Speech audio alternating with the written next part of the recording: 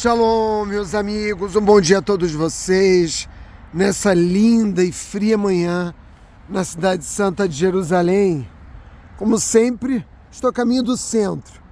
Resolvi dar uma paradinha aqui nessa praça, que é caminho de muitos pais com seus filhos em direção às escolas aqui de Jerusalém.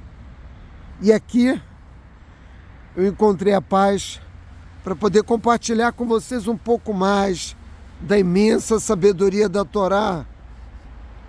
Bom, para os que estão mais atentos, não foi difícil perceber que a minha voz não é a mesma.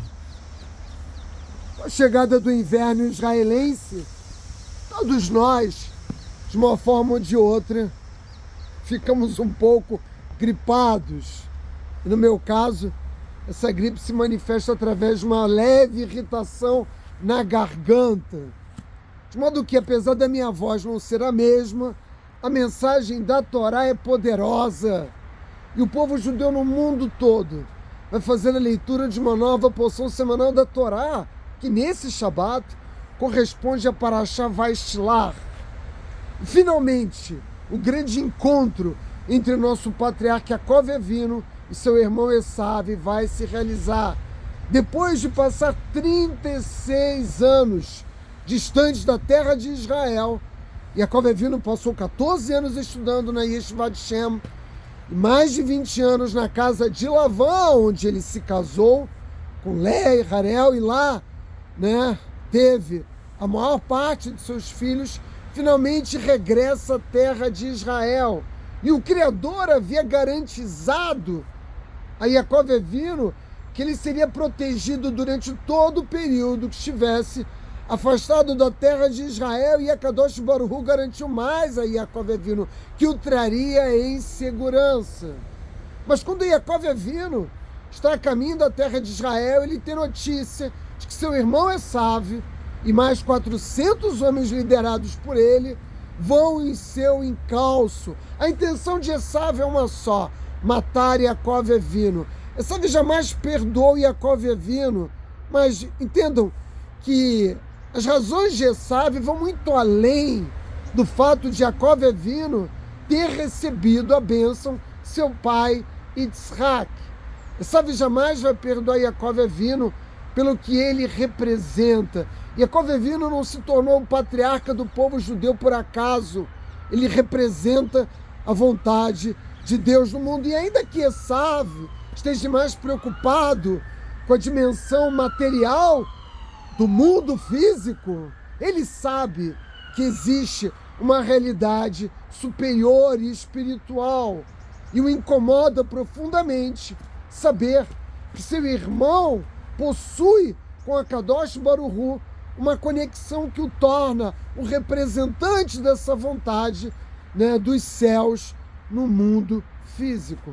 E a Torá revela que quando Yaakov Avinu tem conhecimento da aproximação de seu irmão Esav, que ele tem medo. E uma vez que ele tem medo da chegada de Esav com esses 400 homens, ele roga, ele clama, ele chora e pede a proteção de Akadosh Baruch Hu, dizendo algo como: Hashem, salva-me da mão de meu irmão, da mão de Esav. E os comentaristas da Torá perguntam, afinal de contas, do que tem tanto medo Yaakov Avinu? Yaakov Avinu é mais forte que Esav.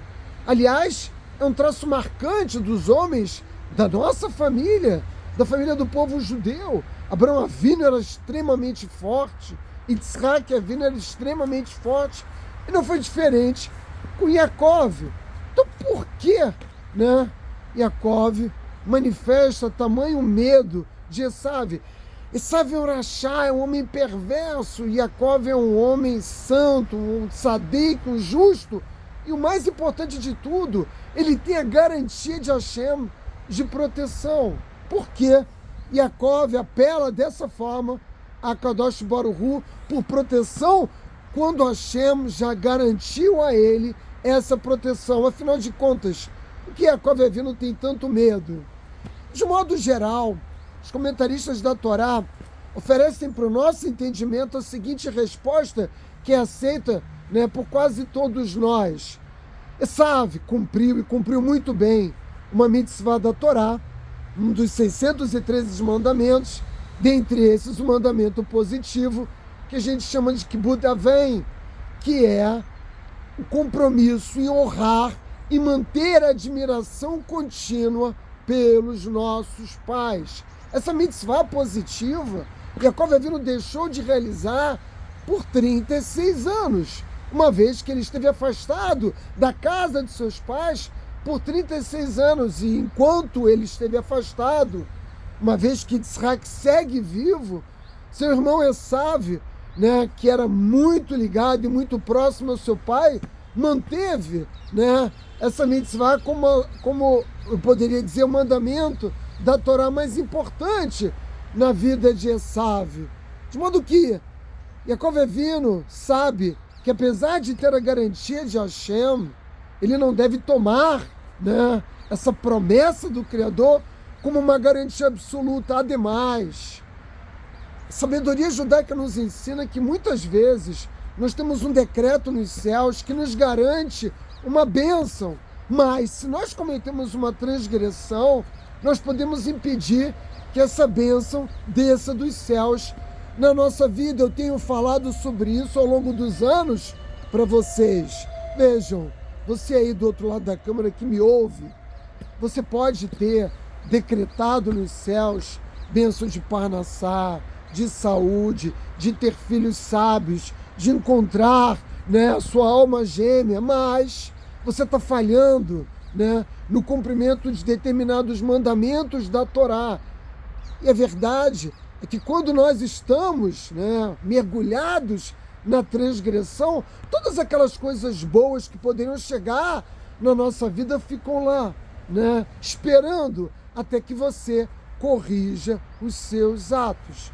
E aí você vai perguntar, mas Yaakov Avinu tinha transgressões? Não, ele não tinha, mas ele não tinha certeza. Por quê? Porque quando você está no nível de um tzadik como Yaakov Avinu, qualquer pequena falha tem um peso muito grande. Veja, a maioria de nós comete transgressões maciças da Torá, e isso o tempo todo. E o impacto disso nas nossas vidas, evidentemente, é um impacto muito ruim. Mas o peso que essas transgressões têm sobre nós é muito menor do que uma pequena falha quando é cometida por um gigante espiritual, como é o caso de Yaakov Avinu. E ele tinha medo de ter, ao longo desses 22 anos, que permaneceu 20 anos na casa de Lavã, mais 2 anos em deslocamento, ele temia por ter cometido alguma pequena transgressão e dessa forma perder a proteção do Criador. Aqui já há uma lição poderosa para nós, aliás, duas, né, que nos ensinam que muitas vezes nós oramos a Hashem, pedimos a bênção é concedida, mas ela não chega até nós. Por que ela não chega? Porque nós não temos mérito, nós não temos merecimento para receber do Criador, porque ainda precisamos corrigir traços da nossa personalidade, das nossas midot. Mas vejam, os comentaristas da Torá insistem nesse ponto. Yaakov Avinu é um homem justo, é um homem sábio, e ele é tremendamente forte.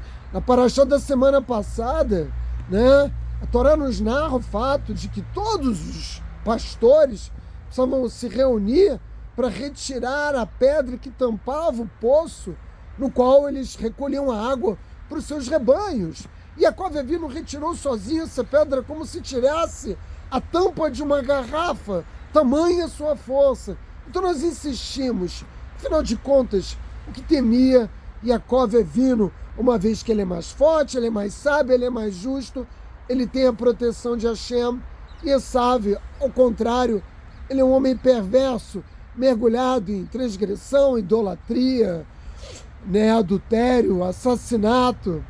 Para nós podermos entender temor de Yaakov Avinu, se nós não quisermos nos limitar a essa explicação que eu procurei oferecer a vocês, que é uma explicação clássica dos comentaristas da Torá, nós devemos nos remeter ao Maguide de Dubno.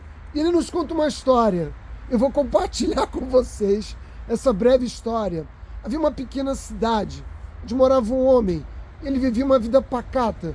Mas na cidade vizinha vivia o rei desse largo e vasto império. E esse homem era nada menos do que o filho do rei. Mas ele não incomodava o rei e ele levava a sua vida pacata nessa pequena cidade. Numa determinada ocasião, ele começa a sentir um pouco de dor de garganta, uma leve irritação na sua garganta, mais ou menos como essa que eu estou sentindo agora. Mas, o que ele faz? Ele faz chegar ao conhecimento de seu pai, né, por meio de um escândalo que ele se encontrava cometido gravemente de uma doença, de que ele sentia dores terríveis na garganta. Obviamente que o rei, quando teve notícia das condições médicas de seu filho, se apressou a enviar os melhores médicos do reino e socorro a seu filho. E quando o médico pessoal do rei chega nessa pequena cidade vizinha, a sede do império, o médico que já conhecia o filho do rei há muitos anos, diz para ele: ora, depois de examinar você, eu percebo que você não tem nada, porque você tem uma leve irritação na garganta. Eu te conheço, acompanho a sua saúde desde pequeno, então por que esse escândalo todo que você está fazendo por algo tão insignificante? E esse homem responde ao médico: eu sou um homem quase sempre tremendamente saudável, né? E raramente eu fico doente, mas em volta de mim, nessa cidade, há muitos, né, que se encontram mergulhados gravemente em doenças e eles não têm o socorro necessário do rei. Portanto, eu fiz esse escândalo, né, para que o rei se apressasse a enviar médicos até essa pequena cidade, não por mim, mas para poder auxiliar aqueles que de fato se encontram gravemente doentes. Eu precisava fazer esse escândalo, né, para que os médicos pudessem chegar, e por isso eu fiz esse show, e você veio aqui, você está aqui, você que é o melhor médico do reino, e você veio rapidamente. Magide de Dúbno, né, conclui dizendo o seguinte: Iacov Avino roga, pede, chora, clama proteção, não para ele, proteção contra seu irmão Esav, que tem a manifesta intenção de matá-lo. Iacov Avino não está rezando para pedir proteção para ele. Ele orou por mim, que sou seu descendente. Ele orou pelas futuras gerações e por aquilo que Esav no futuro iria fazer de mal ao povo judeu. Nós sabemos que Edom, ao longo dos séculos, tem causado enorme sofrimento ao povo judeu. Os edomitas são descendentes, entre outros, de Esav. Iacov Avino era um grande profeta, e as palavras da Torá que ecoam no tempo nos ajudam a entender que seu clamor não é por ele, mas pelos seus descendentes. E ele diz: salva-me a mim e salva os meus descendentes. Salva, né, a todos aqueles que fazem parte, né, da minha descendência, o povo judeu. Iacov Avino, como era regra entre os patriarcas, não pensou apenas em si mesmo. Essa tefilá extraordinária, esse grito de proteção que ele dirigiu ao Criador dos mundos nos céus, não foi por ele, nem mesmo pelos seus filhos, né, ou pelas suas esposas.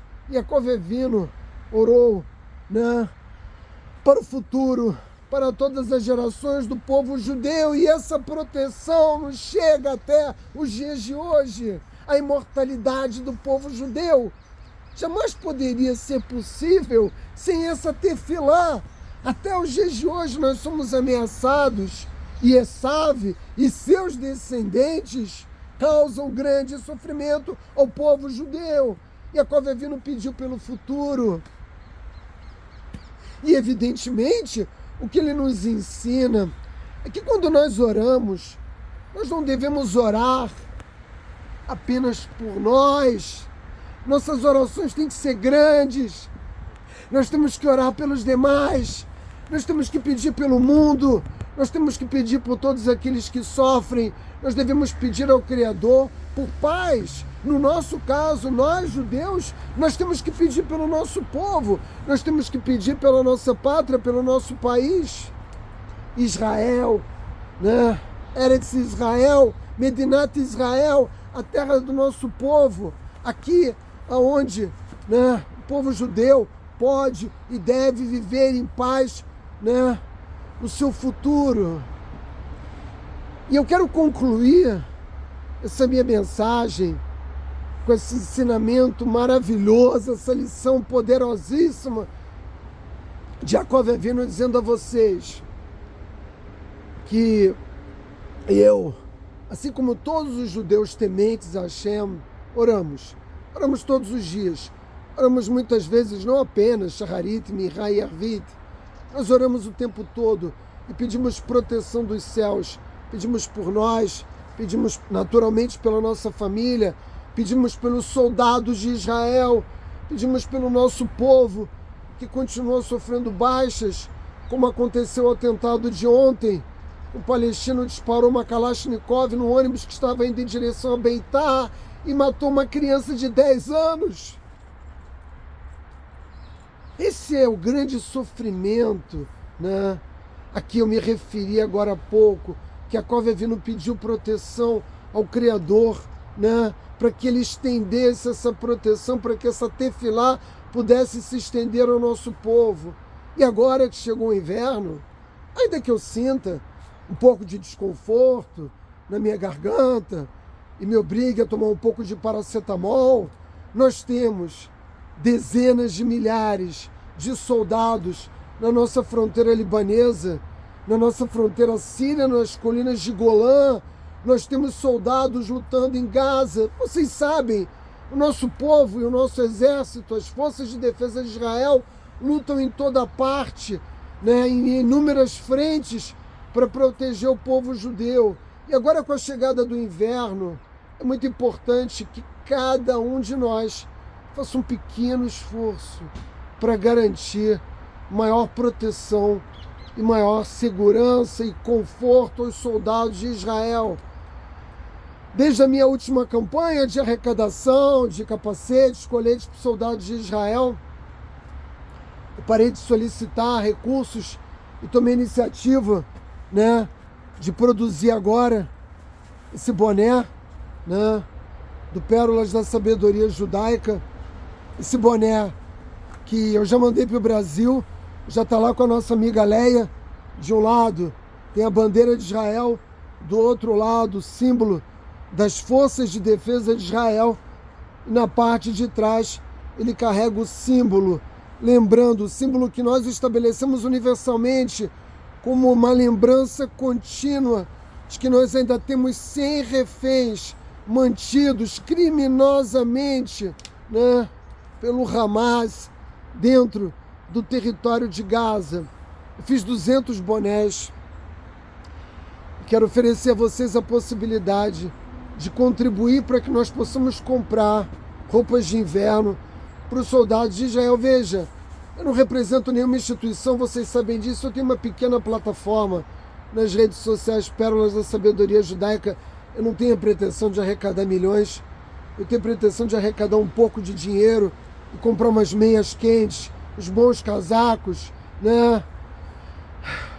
Umas boinas, também os cachecol, e poder enviar para a nossa fronteira norte, sobretudo a fronteira norte, aonde na terra de Israel as temperaturas, né, são mais baixas.